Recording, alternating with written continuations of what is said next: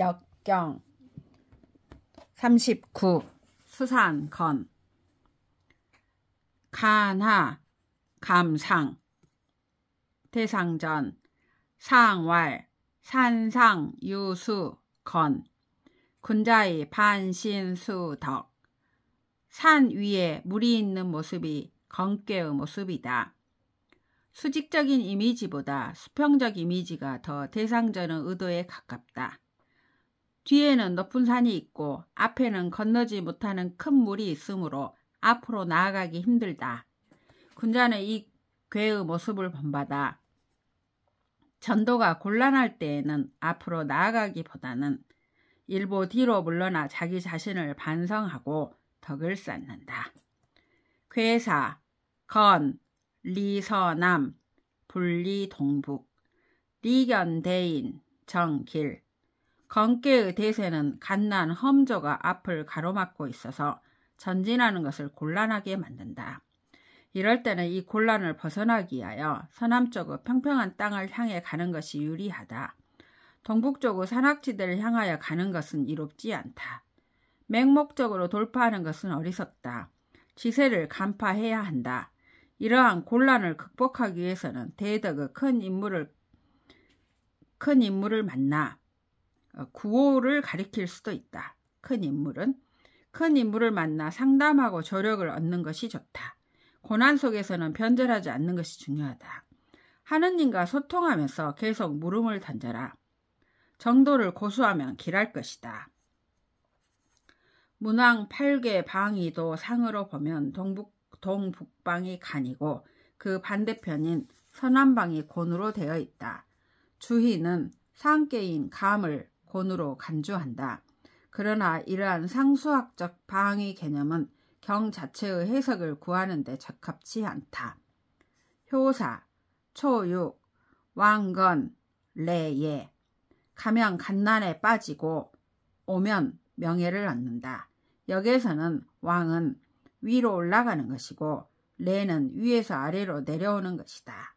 초육은 위가 낮고 재가 약하고 상계의 응원이 없다.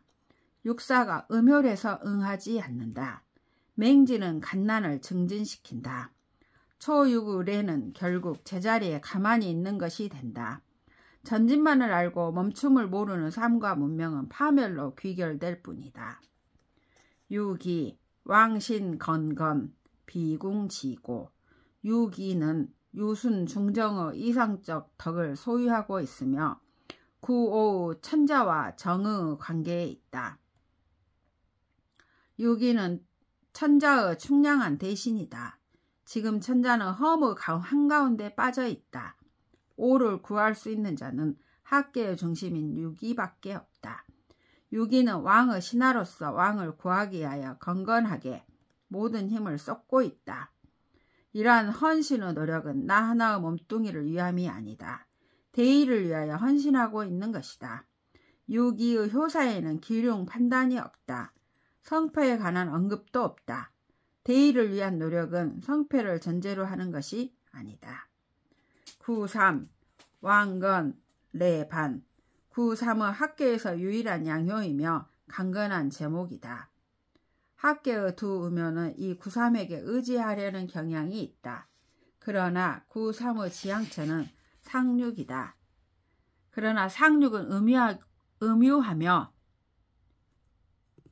위가 없으며 실권이 없다. 의지할 수 있는 제목이 되지 못한다. 이런 경우 구삼은 올라가면 올라갈수록 험저 갓난의 상황에 겹겹이 둘러싸인다. 생각을 돌려 자기 자리로 다시 내려오면 내괴의 본연의 분위기로 회귀하게 된다. 초6과 6이 모두 충정의 신하이며 구삼과 같은 강명한 인재를 요구하고 있다. 이들과 함께 손을 잡고 곤란을 타개해 나가는 것이 구삼의 정도일 것이다. 역은 무모한 진보를 질책한다. 환경 파괴가 심각한 21세기의 최대 난제는 레반을 방해하는 문명의 장난이다. 육사, 왕건, 레련. 육사는 이미 험난을 의미하는 상계 속에 들어와 있다. 올라가려 하면 더욱 곤란한 공경이 닥친다. 왕건이라 표현했다. 왕에 대하여 레라고 하는 것은 학계로 내려오는 것을 의미한다. 육사는 정을 얻고 있는 인물이며 보편적인 가치에 대한 헌신이 있다. 때마침 바로 아래에 정의롭고 강건한 인물이 기다리고 있다. 육사는 구삼과 손을 잡고 세상의 갓난을 구하려 한다. 그것을 레련이라 표현했다. 혁명은 앞으로 나아가는 것만으로 이루어지지 않는다. 혁명은 파워의 교체가 아니라 생활의 혁명이다. 혁명은 내려와서 동지들을 규합하여 자기와 이웃의 삶을 바꾸는 것이다. 예수가 요단강에서 갈릴리로 간 것도 레련이었다.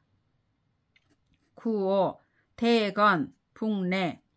9.5 효사는 건계 전체의 상징이며 중심이다. 강건 중정의 모든 훌륭한 품격을 지닌 천자이다. 9.5는 지금 곤욕롭다. 거대한 갓난 속에 빠져있다. 그러나 9.5의 천자는 진실하게 대건을 극복하려는 의지를 보이고 있기 때문에 충절을 지키고 대의를 걱정하는 양신들이 몰려들게 된다. 효사는 이들을 신으로 표현하지 않고 붕으로 표현했다. 혁명 동지들 사이에는 수평적 인간관이 있기 때문이다. 괴상을 분석하면 건계의 모든 효들은 일심으로 9.5의 천자를 도와 국가의 대란을 구하려 한다. 북내 후에 아무런 평화가 없다. 북내라 하여도 반드시 길한 일만 있지 않기 때문이다. 9.5의 단계에서도 건난은 아직 끝나지 않았다. 그래서 길이라는 평화가 붙지 않았다. 상육, 왕건, 레석, 길, 리견, 대인. 상육은 음유하며 재능이 없고 난국을 타개할 힘이 없다. 상육은 건계의 끝자리에 있어 더 올라가려 해도 더 나아갈 곳이 없다. 난국을 타개하기 위하여 억지로 공을 세우고 노력하면 할수록 더욱 난국에 빠진다. 그러나 생각을 바꾸어 거꾸로 내려가면 위대한 리더인 9.5가 있다. 9.5와 힘을 합쳐 난국을 헤쳐나간다면 풍성한 공적을 남길 수 있을 것이다. 이것을 효사는 레석이라 표현했다. 길이라는 판단을 내렸다. 길이라는 판단은 건계에 없었다. 상육에서 처음이자 마지막으로 나타난다. 이 위야말로 건계의 건이 끝나는 자리이기 때문이다. 상육과 9.5의 합심의 노력이 대덕의 인간을 만날 때 이들의 노력은 풍성한 결실을 맺는다. 대의는 특정인일 필요가 없다. 대의는 찾으면 있다.